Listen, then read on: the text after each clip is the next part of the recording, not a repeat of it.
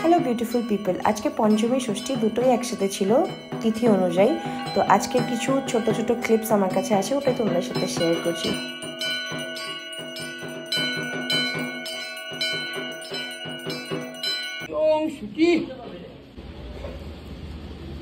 গুড্ডু এই চক্করে পাতলা হয়ে যাবে কয়দিনে, বুঝছো মামি?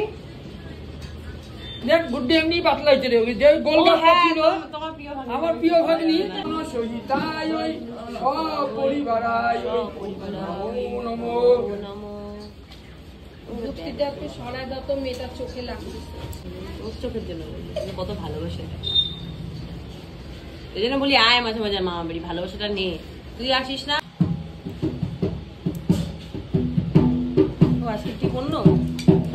লাল চন্দনটা পাতলা হয়ে গেছে, মানে ওই যে বিকালে আবার পূজা করবো না, গাঢ় করছিলাম, আবার শুকাই গেছে, একটু জল দিতে রঞ্জনে তো হয়ে গেছিল কালকে।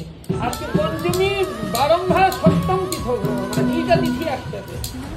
এখন তাহলে কালকে আমরা ষষ্ঠী রঞ্জন দিব। কালকে সকালে আসতে লাগবে, সকালে গেলে 10:30টার মধ্যে। 10:30 আমি কলা বলছি 9টার মধ্যে আমরা মনে করেন।